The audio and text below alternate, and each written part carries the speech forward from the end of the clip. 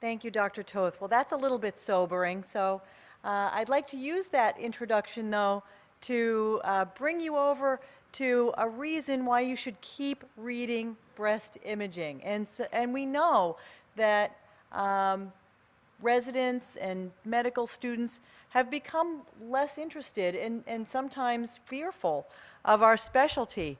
But what we have to bring back to them is the fact that in radiology, we save lives. That's really why we opted to do it. And while there's a significant problem with the medical legal climate, we need to work to improve that to really be able to practice our craft and bring the incredibly valuable service that we bring to women. And it's my hope that after the end of this talk, you'll see that there is hope for the future of mammography, in particular in breast imaging in general, and that maybe we'll be able to make some inroads into the difficulty of interpreting the examination. Tabar has been a huge leader in our field, and his latest analysis of all of the mammographic screening trial data has shown some very powerful results from the longitudinal implications. And we know now that when women come back promptly for their screening mammography, we can impact their mortality significantly by almost 50%. And how is that? Because we can detect their tumor before it has metastasized and allow an intervention to take place. But certainly mammography is not perfect. We've seen that as well. And as many as 20% of women who are diagnosed with a breast cancer will unfortunately have had a negative screening mammogram within that same year. But if we could understand what the limitation of mammography was, what makes it imperfect, perhaps then we could use that information to perfect the tool as much as possible. When we think about other areas of radiology, abdominal, chest, I have an understanding of what normal looks like. Even now, I could walk down the hall and recognize a normal liver. If I saw that it was abnormal, I might not be able to tell you what is wrong, but I could recognize the normal from the abnormal. In breast imaging, it's different. There is no face of normal. Normal is 1,000 different things, and there is in fact just one diagnosis that we're interested in. This is a very different paradigm than our colleagues face. And so as we're looking through the normal to find the abnormal, we have a three-dimensional object that is very heterogeneous in its composition. I have to try and decide whether there's something hiding behind all those structures, and it is that structured noise that is introduced into the background that makes mammography so challenging. It makes it difficult for the radiologist to perceive the lesion. Sometimes it can make the lesion completely mammographically occult.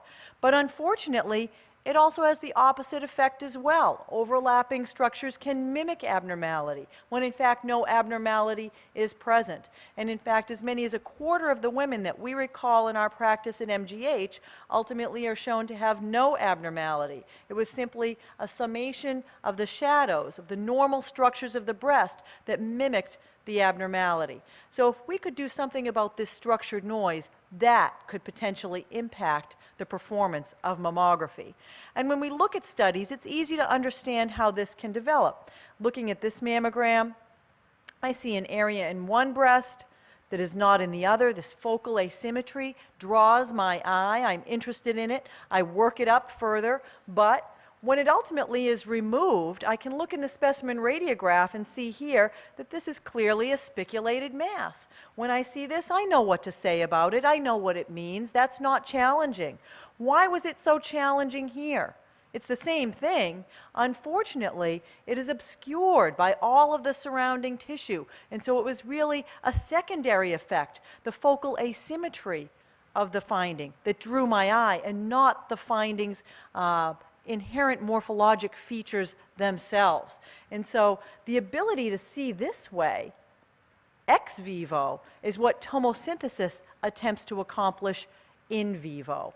It's essentially a three-dimensional mammographic technique that has only one goal, and that is to remove the structured noise, to allow you to look at one area of the breast in isolation from all of the other areas, to hone in on things that may be of particular interest to you.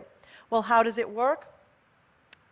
When we look at the conventional mammographic system, as we talked about, we have an X-ray source, and the X-rays pass through the compressed breast and strike the digital detector. This is a digital modality. It cannot be accomplished on an analog platform. The detector is then going to read out that digitally acquired information to create an image. In the tomosynthesis system, this portion remains the same. The breast is going to be compressed on a digital detector, which may move or may remain stationary, but now the X-ray tube, rather than staying in a fixed position to acquire the image, is going to move through a prescribed arc. And at a series of positions along that arc, the tube will stop and take a low-dose projection image at varying angles. The total dose for the entire acquisition will be similar to that of a single conventional mammogram. So the individual projection images are very low dose. Here's a single example. The patient has MLO and CC views. She is recalled for a possible mass. And now let's look at the tomosynthesis imaging of this patient. We're paging through the breast now at 1 millimeter increments. And here is her tumor. Is it magic? No, it's not magic. It's just the ability to look at one area of the breast in isolation from the remaining structures. This is not tomography. Tomography really develops a plane of interest and then moves the detector in one direction and the X-ray tube in the opposite direction around that focal plane of interest. Only that plane will come into focus, but every exposure requires full X-ray dosing. That is what differentiates tomosynthesis from conventional tomography. I should say that tomosynthesis was developed at MGH under 2 grants from the Department of Defense and initially in conjunction with General Electric. And is it because we love General Electric? Well, we do, I suppose, but it's really not. It's again, it comes back to those features of the detectors that we talked about. And originally, General Electric was the only manufacturer who could make a detector that read the images out fast enough to acquire all of those images quickly in a row. That was the feature that was of interest to us in developing tomosynthesis. Currently, we have 2 research prototype tomosynthesis units at MGH. The one on the left is the General Electric original prototype. The one on the right is the Hologic prototype tomosynthesis unit, and I'll be showing you images from both of those because for me, it is irrelevant which manufacturers bring tomosynthesis to market. I want them to bring tomosynthesis, all of them. Why? Because I think it is a good technique for women. So I don't care who gets to market first, and I don't care who does it best. The more people who are involved, the more competition, the better the technique will be. Now, there was initially some concern that the selenium-based detector, as we talked about in the first talk, would not be able to do tomosynthesis because of the chemical change that took place on the plate. It might leave too much of a latent image and not allow fast enough imaging to acquire all of those images in a short time. We've all heard of the ghosting phenomenon that can develop in digital imaging. Well, this is just an image of a phantom obtained on a selenium detector, and as we can see, there is no lag, no problem in the recovery time of the detector in reading out these multiple images. And it was really advances in that aspect of the detector that allowed selenium-based detectors to perform tomosynthesis imaging. Let's look at some of the clinical implications of tomosynthesis. If we think about removal of the structured noise, what should that enable us to do? Well, certainly it should allow us to see lesions more clearly, increased lesion visibility. But it should also let us analyze their margins better, improve diagnostic accuracy. Very powerfully, because these overlapping structures should no longer be mimicking an abnormality, there should be a powerful reduction in the recall rate from screening. And because it's a 3-dimensional acquisition, once you see a lesion, you know exactly where it is. And that's important for intervention. Let's look at lesion visibility. This patient has had a contralateral mastectomy already for a breast cancer. She's recalled for a possible mass seen only in the CC projection. Now let's look at her tomosynthesis imaging. We're paging through the breast in 1 millimeter increments from lateral to medial, and recall that the lesion that we saw on her study was medially, and here it is on the MLO positioned tomosynthesis acquisition. Continuing on through, we can see the subcutaneous fat, the pores, the vessels on the far surface of the breast. On the left, the conventional mammogram. On the right, a single slice from the patient's tomosynthesis imaging. The cancer is right here. Why can't we see it? It's obscured by all of the surrounding tissues. If you could just remove that structured noise, you'd be able to see it. That is what is so elegant about the technique. Its goal is so simple. And when we looked at this ability of tomosynthesis to better define masses and architectural distortion in an initial pilot study, not surprisingly, the radiologists were far better able to visualize masses and architectural distortion using tomosynthesis, as depicted in the red bars of the histogram, than when using conventional mammography, depicted in the green bars. In fact, 7 of the original 40 index lesions were completely mammographically occult, having been identified only by sonography. 6 of those 7 lesions were identified by tomosynthesis. Here is one of those cases. This is the patient's first mammogram. She's 35 years old. She presents with a palpable mass, which is denoted here by the BB. Certainly, she has dense breast tissue, and her mammogram was interpreted as dense negative. Because she has a palpable abnormality, she underwent focused sonography showing this finding, which initially was thought was probably going to turn out to be a fibroadenoma. Surprisingly, this turned out to be an invasive carcinoma, and a sonographic examination of the entire quadrant of her breast was made, showing no other abnormality. The patient did undergo tomosynthesis imaging. Let's look at that. Windowed lightly, we're paging through the breast here, and here is her initial breast cancer, which was seen at 5 o'clock. But as we continue on more medially, a second lesion was seen. And this really brings up the challenge of doing clinical research and what are we ethically obligated to do. Well, in this situation, this is a research tool, but I told the surgeon there's potentially another lesion that is separated from the first by about 2 centimeters, and it is along the same axis, just medial to the first lesion. Well, the surgeon did elect to do a more extensive lumpectomy, diagnosing the patient's 2 invasive cancers. On the left, the conventional mammogram. In the center and on the right, 2 images from the patient's tomosynthesis study showing the first lesion, which was mammographically occult but sonographically evident, and the second lesion, I don't know if you can see it, is right here, which was mammographically and sonographically occult. This is a SELENIUM based image, and this patient with a fatty breast was recalled for this small ditzel, as we would say, that looked new to the radiologist.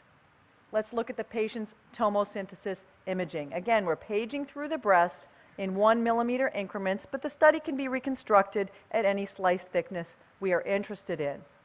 And here, even in the fatty breast, you can appreciate the spiculation of this lesion. And this was interesting because we know that the performance of mammography is really quite good in the fatty breast. But even in that situation, there is enough structured noise to sometimes obscure the marginal elements of a mass. And here on the right, a single slice from the patient's tomosynthesis imaging showing the degree of spiculation, even in the fatty breast. Moving on to facilitating margin analysis. This is really what enables us to put a lesion in a BI-RADS category and affix a certain percentage of probability of malignancy. This patient illustrates a challenge that we face every day as radiologists. I'll tell you that every screening mammogram at MGH is independently read by 2 different staff radiologists, either one of which can recall the patient. No one is allowed to undo another person's recall. This patient was indeed recalled for a mass, which ultimately proved to be a cyst. But in the diagnostic evaluation, now a 3rd radiologist looks at the imaging and says, is this anything here, which is unfortunately sitting under the skin lesion marker, but we were just distracted by this lesion in the opposite breast. Could this be here? Let's look at the patient's tomosynthesis imaging. Again, paging through the breast in 1 millimeter increments, and I don't think too many of us would walk by this 1.5 centimeter invasive cancer. Why was it not seen initially by 2 excellent radiologists? Because they are distracted by the finding in the opposite breast. This is a common situation that develops. We have a name for it, right? Satisfaction of search. On the left, the conventional mammogram. On the right, the single slice from the patient's tomosynthesis imaging, far better depicting the margins of this cancer and not allowing us to be distracted by other findings in the breast. And not surprisingly, when we gave radiologists tomosynthesis imaging and asked them to predict the benign or malignant nature of masses, they were much more accurate when using tomosynthesis, as depicted in the red, than when using conventional mammography, as depicted by the green bars of the histogram. Here's an image acquired on the SELENIUM detector. The patient presents with a palpable mass. The mass is fairly obvious.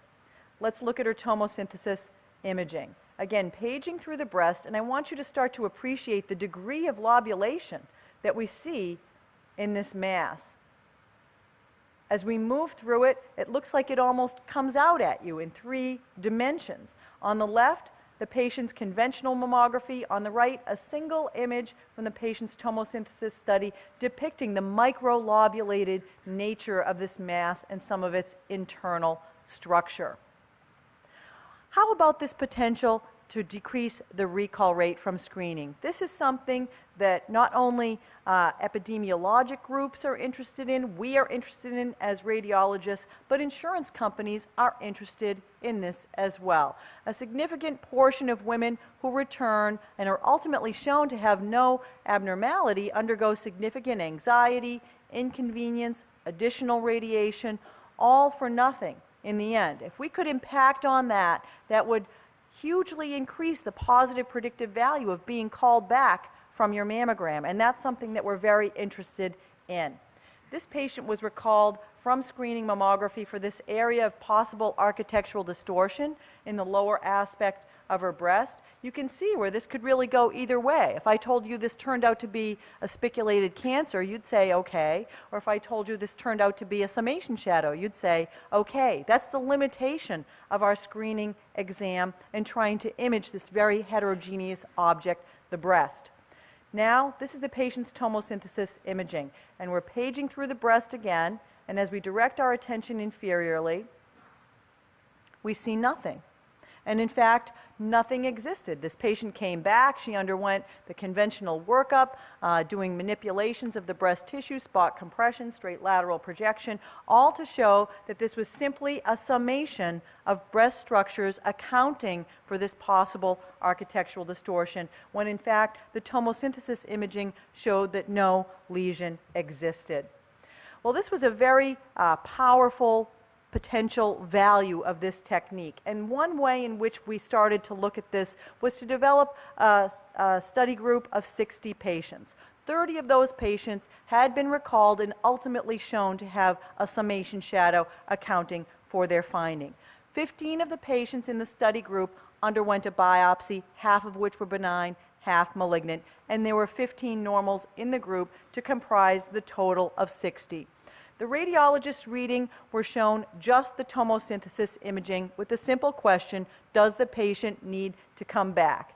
Here, in the center and on the right, are the radiologist's performance. Radiologist 1 recalled a single patient who was deemed to have a summation shadow accounting for her finding and recalled 14 of the 15 patients undergoing biopsy. She also recalled 1 normal.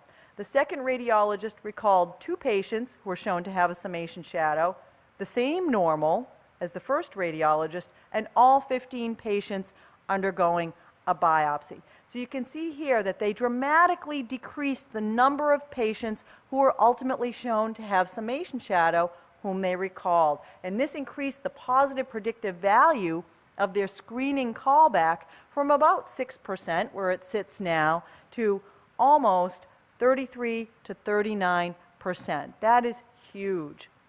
Now, a single radiologist did miss a single cancer. That was well within inter-reader variability, but of interest, what was that cancer? And what have I not talked about yet? In terms of the big mammographic 3, masses, architectural distortion, and calcifications. Well, initially, when we were doing our work, we saw that unfortunately the radiologist was not as able to perceive calcifications using tomosynthesis as they are on conventional imaging.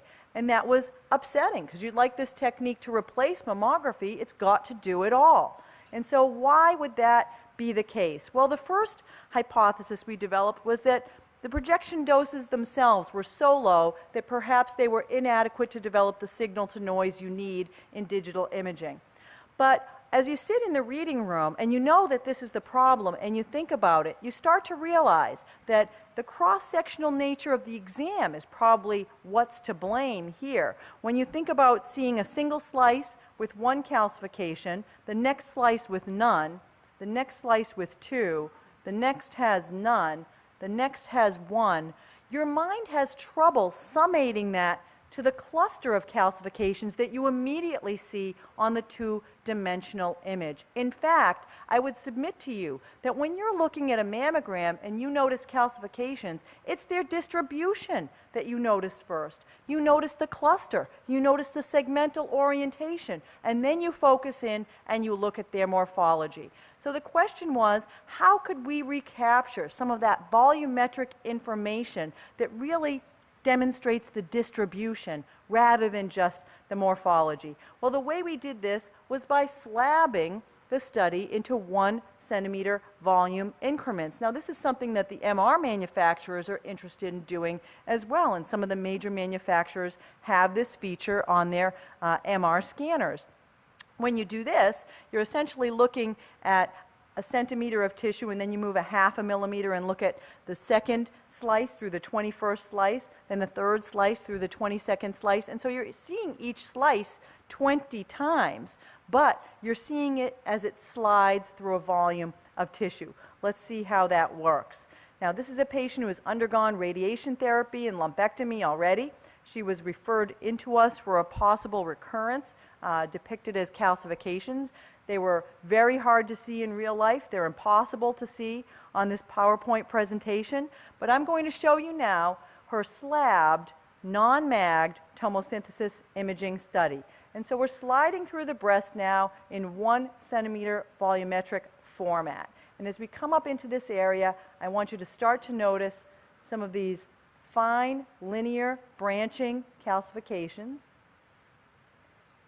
The sine qua non, DCIS, very obvious to us, and the patient did indeed have an extensive recurrence. On the left, her conventional mammogram. On the right, a single slice from this volumetric rendering of her tomosynthesis study, clearly showing the calcifications of her recurrence. And not surprisingly, when we simply reformatted the data and showed it in a different way to the radiologists, they were much better able to see and analyze calcifications using tomosynthesis, as depicted in the red, than using conventional mammography, as depicted in the green. Now, everything that I just told you applied to our initial work on the GE prototype. When we began to do some work on the selenium-based prototype, we thought we would face the same situation. But in fact, you know, it's interesting to note that that was not the case. Here's a conventional mammogram showing a difficult-to-see cluster of calcifications. And I'm going to show you acquisitions in 2 projections on the selenium-based tomosynthesis system. And here we are paging through the breast again. And here's the cluster of calcifications. I hope you can see that. This is the ML, or straight lateral tomosynthesis acquisition here of the same patient. And here you can see the segmentally based calcification blown up. We'll look at that again. This is not magnified. It's just cropped to enable you to see it better. And here you can see not only the distribution, you can see their shapes quite well. And this is really doesn't even do justice to the technique. This is a PowerPoint rendition of what you see on the mammographic quality monitor. And so by combining the two different acquisitions in two different projections, conventional mammogram on the left, tomosynthesis slice on the right, again, conventional mammogram on the left, tomosynthesis slice on the right, you can get a complete three-dimensional understanding of the extent of the finding. And this is an area that we're very interested in developing to see if we can have some impact on the number of times patients have to go back to the operating room for re-excision. This is another case in which the patient has already had a lumpectomy and has an area of possible recurrence. We'll look at her tomosynthesis imaging. Again, we're paging through the breast at 1 millimeter increments. Notice here this area, fine linear branching. The extent is quite obvious. This is a cone down version of the same examination. I want you to notice the architecture that you see here at the excisional site and see these calcifications coming in and out of plane. Now remember, this is tomosynthesis, so you have to be able to see masses as well as calcifications. This patient was referred in for calcifications, which you might be able to see up there. And here's her tomosynthesis imaging. Again, paging through the breast, and as we come to the area in question, we're going to see not only the patient's calcifications, but now this almost 2-centimeter mass that somehow we failed to see on her conventional mammogram. Here on the left, the conventional mammogram. On the right, a single slice from her tomosynthesis acquisition showing not only the calcifications associated with the DCIS, but the mass indicating the invasive component of her cancer. Now, at the recent RSNA, Steve Poplack up at Dartmouth presented a paper using tomosynthesis in the diagnostic setting. What he did was, for patients recalled for diagnostic imaging, he mirrored the diagnostic conventional images they were going to get with tomosynthesis acquisition and compared the two in terms of diagnostic ability. What he found was that tomosynthesis was able to offer equivalent or superior information in about 88% of the cases, with a total number of 112 patients enrolled. This is one of those cases, and I bring this to you courtesy of Dr. Poplack. This patient was recalled for very subtle architectural distortion seen here in this area, and this is her tomosynthesis imaging. So as we're paging through, I want you to focus here at this area of possible architectural distortion, and here you can see the spiculated nature of her cancer much more clearly in this limited acquisition meant to mirror her diagnostic imaging. In the same study, Dr. Poplack used his data to try and estimate tomosynthesis's ability to decrease the recall rate from the screening setting. What he looked at was how often did he think the patient would have been recalled if they had had combined mammography and tomosynthesis. Well, what he called unadjusted was including all callbacks done by all original interpreting radiologists, and that using tomosynthesis, he was able to decrease the recall rate by about half, 51%. When he then adjusted the recall rate to say, I would not have recalled this patient myself, and to include anyone he would have recalled based on their tomosynthesis imaging in a combined examination, he still reduced the overall recall rate by almost 40%. Very powerful. This is one such case, again, from Dr. Poplack at Dartmouth. This area here of possible spiculated architectural distortion was recalled from screening. This is the tomosynthesis imaging, and we'll see as we page through the breast here that you can see how all of these structures in this area can summate to perform and mimic this spiculated abnormality when in fact it was simply a summation shadow accounting for the patient's finding. How about the last area where tomosynthesis can have a potential impact? Lesion localization. We know that sometimes it's frustrating when you recall a patient for diagnostic evaluation and you see something that's of concern. You need to be able to localize it on two views in order to do an intervention. This is one of the challenges that faces us. Let's look at this patient's imaging. She's recalled for a mass. Is the mass here or here on the CC view? Well, let's look at the tomosynthesis study. Paging through the breast, we can now see Here's the spiculated mass, indicative of her cancer, but as we continue on medially, even my engineer husband can see the second mass and say, does she have two cancers? Indeed, she does have true multifocal disease that's depicted here in the middle and far right slice of the patient's tomosynthesis imaging. But not only do you know she has two cancers, you know exactly where they are, allowing you to do an intervention. So as we think about the potential clinical benefit of tomosynthesis, is this a screening tool? Is this a diagnostic tool? I would submit to you that virtually all mammography is screening. Even when you know a patient has an abnormality, it's very rare that we're able to make a definitive call on what that abnormality is. A large part of our role focuses around trying to look at the remainder of the breast to adequately establish the extent of abnormality and to look at the remainder of the breast and the opposite breast to detect previously unsuspected abnormality. Mammography is virtually always a screening examination, and tomosynthesis likewise is a screening study. When we think about why we do diagnostic imaging, why do we call people back? It's to establish whether or not a finding is real, or is it a summation shadow. It's to try and determine where it is. If it exists, it's to try and look at its margins more accurately to give a better characterization. Tomosynthesis accomplishes all of those things from the get-go. Potentially, there will be only a limited role for diagnostic imaging once tomosynthesis becomes implemented. And when we talk about the clinical benefits, I just want to share with you this case from this week at Mass General. We're currently involved in a 3,000-woman screening study sponsored by the NIH, trying to look at tomosynthesis performance in the screening setting. And this patient underwent this diagnostic mammogram. These are the MLO views. This was interpreted as negative. The patient also underwent tomosynthesis, which was interpreted independently by a different reader, and here it is. We're paging through the breast now, again at 1 millimeter increments. I want to start to draw your attention here. And here is the first tomosynthesis-only detected cancer in our NIH-sponsored study. This patient is accrual number, I think, 225.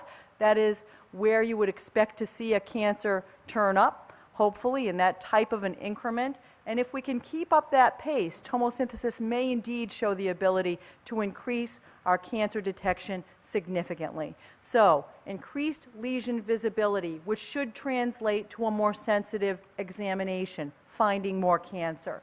More accurate margin analysis, hopefully translating to a more accurate diagnosis. This powerful reduction in the recall rate, keeping fewer women who don't need to come back from having to return for additional studies. And lesion localization with the capacity for intervention. It is the rare study that will give you better sensitivity and better specificity at the same time with no increase in the radiation dose to the patient. But that is what this is, and that is why it is so powerful. But the best thing about it is that it improves on mammography. Remember, mammography is the only screening tool which has been shown to have an impact on the mortality rate from breast cancer. This is mammography, only better. It builds on a skill set that is already familiar to radiologists and to technologists. You don't have to learn anything about new sequences, T2. I love MRI, but this really translates easily into your interpretive mode now. And it provides a platform on which we can develop and validate other technologies. How about adding contrast as we do tomosynthesis? Could this combine the exquisite detail of mammography with physiologic information from a contrast injection? Could this be the poor man's MR? Possibly. Computer-aided detection is a modality that was meant to be on a digital platform. Could we take this year's tomosynthesis study and fuse it to last year's? Could the computer tell us what has changed? And how about fusion with other modalities, such as ultrasound, such as PET? All of those things are possible because it's digital. And currently, tomosynthesis is in commercial development with 4 major mammographic manufacturers: General Electric, Hologic, Siemens, and PlanMed. And the FDA studies to approve this as a screening device are beginning now. And so it will probably be 18 to 24 months, but you will see this. This is not a pipe dream. This is going to come and be implemented in our practices and in how we perform and interpret breast imaging. And that is a very exciting advance. And with that, I thank you for your attention.